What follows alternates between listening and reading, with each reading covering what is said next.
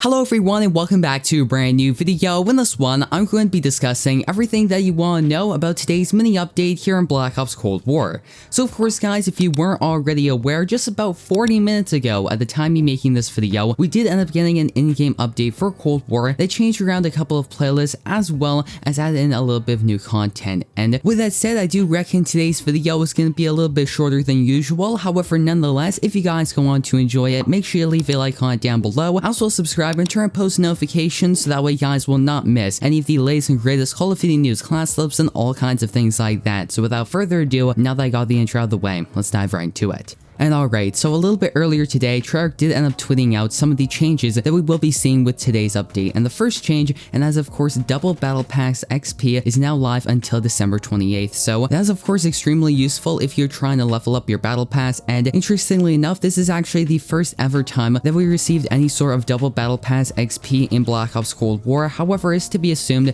that the Double Battle Pass XP is going to be working the same way that we saw how it worked in Black Ops 4 as well as Modern Warfare. So with that said, to clarify, Double Battle Pass XP did end up going live 45 minutes ago at 10 o'clock a.m. Pacific Standard Time, and then it will be running and officially ending at 10 o'clock a.m. Pacific Standard Time on December 28th. And today's update also effectively ended the Double XP as well as Double Weapon XP. So right now, Double Battle Pass XP is the only thing that is live. However, it is very possible that on Christmas Day, we might get some sort of Double XP and Double Weapon XP as an event. That will be pretty cool. However, of course, we're going to have to see it. Moving on down, we also got daily challenges and multiplayer as well as zombies, with Treyarch stating that they added in daily challenges to Black Ops Cold War and multiplayer and zombies. These allow players to complete a set of challenges which reset daily to earn bonus XP. Daily challenges also have a reserves option to save your daily challenges aside and complete them later. So essentially, these daily challenges are very similar to the orders and contracts that we saw in Call of Duty World War II. If you guys ever played World War II, you would know that you could go into the headquarters mode and you can select these daily orders as well as contracts, where if you complete a very simple challenge, you could be getting some sort of reward, for example armory credits, supply drops, or even weapon variants, which was really cool. And of course, now with today's update, we are going to be seeing something very similar in Call of Duty Black Ops Cold War, which is pretty fitting because of course Sledgehammer Games made World War II and they also played a very crucial role in creating this game, so it is very fitting. And with that said, our next change is actually going to be a new mode which is called Face Off, which will allow you to play 3v3 TDM domination as well as kill confirmed on gunfight maps, which is going to be pretty cool in my opinion. It will be definitely interesting to see how this will be playing out. I think it will be definitely interesting, and in many ways it'll probably play very similar to something like game battles, where of course it's very small teams on very small maps, however playing standard modes. Now I know this may sound crazy, but I think it would be interesting if we did end up seeing search and destroy in Face Off. That would be pretty cool, but that's just my own opinion. And moving on down, we also got a couple of different changes when it comes to the playlist, with one brand new playlist being Raid 24/7. Of course, beforehand we kind of had a Raid 24/7 playlist, being that there was a 24/7 playlist that was a mosh pit between Raid as well as the new The Pines map. However, now we have a dedicated Raid 24/7 playlist, which is really interesting. I think it will be really cool because of course Raid is a really fantastic map in this game, and I think Treyarch did an incredible job when it comes to remastering this map. It feels very similar to the original map from Black Ops 2, however has a couple of slight changes, definitely making it fit with the 1980s aesthetic instead of the near future 2025 theme that of course we saw with the original Raid in Black Ops 2. So if you guys haven't already, make sure you hop into the Raid 24/7 playlist so that way you can experience the remaster of this map. And alongside that, we also have another 24/7 playlist, and that has Nuketown Holiday 24/7. Of course, we have seen this for a little while now and it will be continuing. So right now, if you guys want to, you can play either Raid 24/7 or Nuketown 24/7. Whatever floats your boat, you can play it, which is pretty cool in my opinion. And I think it is really nice that what Treyarch decided to do with these maps is of course you had Nuketown. It was released at the end of November and we had a 24/7 playlist. Then of course Season 1 released, and instead of just ditching Nuketown and having just simply 24/7 playlists of the new maps, you now had Holiday Nuketown that has its own dedicated 24/7 playlist alongside the other new maps, which is really cool in my opinion. So right now, if you really want to maximize that Double Battle Pass XP, I would highly recommend that you hop into either Raid 24/7 or Nuketown Holiday 24/7. And moving on down, of course, for our final changes, we do have Prop Hunt, which is honestly a really fantastic mode in this game. I've been really enjoying it. And we also have Gunfight, which is still in the game, and it is very possible that we might be seeing a Gunfight tournament happening shortly, which if you guys remember in Modern Warfare, the Gunfight tournament, if you did end up completing them, you would be getting some new rewards as well as a new variant if you came in first place, which is pretty neat, and it is very possible that we will be seeing one of those tournaments happening in Cold War very shortly. So yeah guys, with that said, that's gonna effectively wrap up today's video on today's short update here in Black Ops Cold War. I hope you guys went on to enjoy it, and if you did, don't forget to leave a like on it down below, as well as make sure to subscribe and turn on post notifications so that way you guys will not miss any of the latest and greatest Call of Duty news, class clips, and all kinds of things like that. So once again, that's gonna effectively wrap up today's video. I'm your host, Steeper Jungle. I hope to see you in the next one.